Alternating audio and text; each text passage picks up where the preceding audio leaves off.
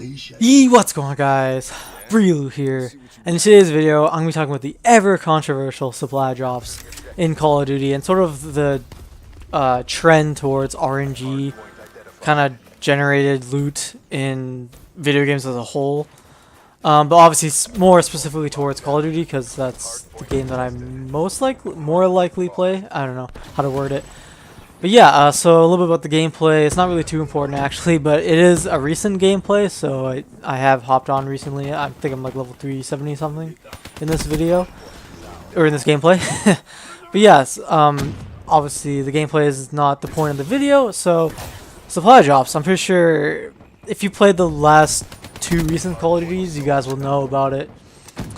About the supply drops at least, but it's basically you get supply drops for playing a certain amount of time or winning a certain, like in Black Ops 3 it's crypto keys, and Advanced Warfare it was every like 3 games. It was random, you know, quote unquote, but it was like every 3 games or so, and it's just like you open it up and it's just sort of like you randomly will get content like, you know, in Call of Duty's case, guns and, you know, items and whatever. And I don't know, like the inherent problem, like, so lots of people have a problem with this, right? Obviously, like, you know, most people do. I do now. You know, a lot of the bigger YouTubers do now, and you know, obviously the general Call of Duty community does not want them, does not like them in their game. And while obviously we can't save Black Ops 3 from it because Black Ops 3's got like a month left in its life cycle, and you know, unfortunately, even though I love Infinity Ward Call of Duty, I think that they make the best CODs, I don't think we can even save Infinite Warfare at this point because it's, you know, we got a month left until the release. There isn't really too much that we can really change or that they can really change in a month's time, which is kind of weird, which is a little bit worrisome why they're doing the beta like, you know, a month before, because they can't really change, you know, a lot, like if anything is too game breaking or whatever in, you know, obviously in the game. But yeah, so unfortunately we can't save that, but at least hopefully we can try to save the next Call of Duty, like whatever the next COD title will be, because obviously there's going to be a you know, a Call of Duty after Infinite Warfare, whether it'll be Advanced Warfare 2 or some other, you know, new IP that Sledgehammer Games makes. But yeah, so basically it's just, at the end of the day, the real problem with the supply drops is that it's basically just gambling. Game companies have now found like like a non-illegal way to basically sell gambling to kids. So basically it's, so previously if you wanted like a gun that they made that, you know, Call of Duty was selling, it was what, $2.99. Like I'll use Black Ops 2 for an example, right? So it was $2.99 for the Peacekeeper, and you were guaranteed the Peacekeeper for $2.99, and that was it, right? Now it's like they put it in the supply drops, and you're not guaranteed the thing, but you're basically playing as much, even more so, for basically the same content that you're paying for before. So I think it's like the same amount too. It's $2.99 for one single supply drop, but you're not even guaranteed anything. I mean, you are, and that's sort of like the loophole for it not being gambling, is that you're always guaranteed something. You're always going to get something in return back for your money, like whether it be, you know, like reticles or camos, but it's sort of like, you know, that is not the real reason why you're doing it. That's not the real reason why you're purchasing supply drops, right? No one gives a flying fuck about the random ass freaking red dots that they have in the game or whatever, right? Like, no one's excited to get like that random, you know, red dot that covers half the screen. That's like, I don't really know why anyone actually puts that on. But yeah, so as opposed to before where you pay $2.99 for a guaranteed thing, now you're paying like, what, 15 times the amount? You're paying like, what, $50-$60 for the same thing. You want this one item, but now you're paying like $50-$60 stuff that you already have or for stuff that you don't even want, and it's just like it's literally just gambling.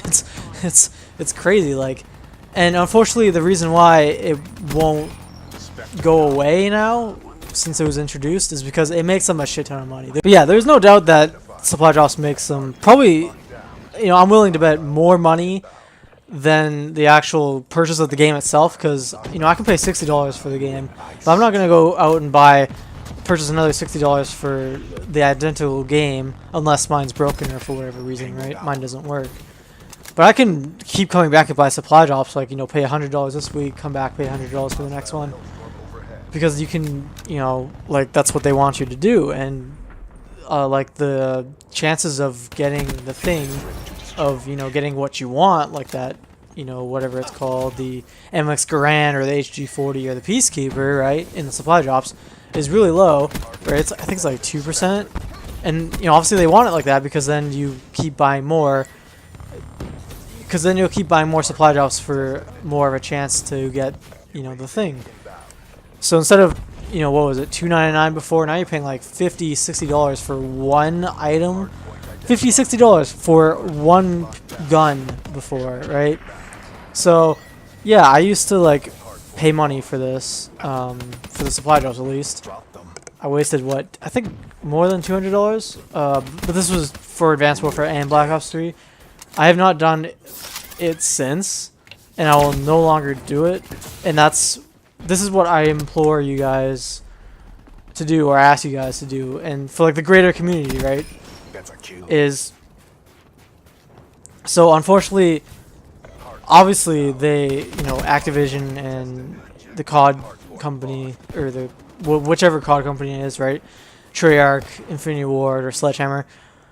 Obviously, they know the community feedback, or they know the community opinion on supply drops. They're not dumb. They have guys on social media and Twitter, so they know the general thing. But the reason why it's still here and it doesn't go away is not because they're evil. And I mean, I'd like to think at least the Treyarch or Infinity Ward or Sledgehammer aren't evil. It's definitely, I think it's more Activision, like the publishing company, the CEOs and the people that just look at the profit, because that is the reason why. So obviously, video games, it's fun for us, and obviously the people do like making video games for us to play. But the real reason, the bottom line is money, right? Out of any business, any for-profit business, is profit is the bottom line, right? How much money can you make? And if you can up your revenue and decrease your costs, the more profit, the more the more profit you can make, which is obviously the ideal or the goal of any basically company. And that is why these things will never go away, because it makes them so much money. It's like, why do that, right? As opposed to before, where I could pay, like I said, $2.99 for this little piece of gun. Now it's like, okay, I can charge the same thing, put it into a supply drop, charge, 15 times as much for the same thing, and basically get as much money for even less, for basically not even putting any improvement, I guess you could say, into the game. So yeah, so this is my challenge, or this is my thing to you. I'm not going to buy, because there is no doubt going to be supply drops in Infinite Warfare. So I implore you, I challenge you, I challenge the community. If you guys truly actually do not like supply drops and you do not want it in Call of Duty anymore, the only way these publishers, Activision, is gonna see this and actually make a change in their game is not from silly hashtags or from just like complaining to them on Twitter, right?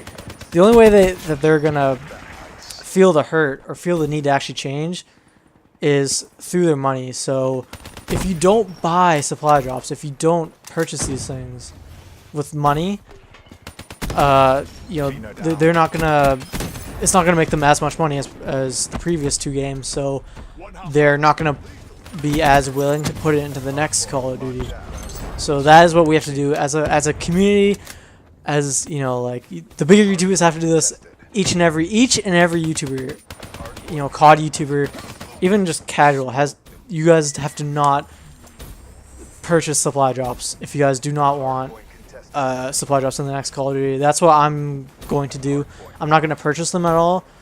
I will still obviously open them, but I will just be, you know, that'll be just from playtime, because I'm assuming that that's probably going to be the case. Is you probably can pay for it, but then there's probably going to be, like, you know, play, you know, 2 games and you can unlock whatever the salvage points or whatever the hell the Infinite Warfare is going to have for the currency to open supply drops.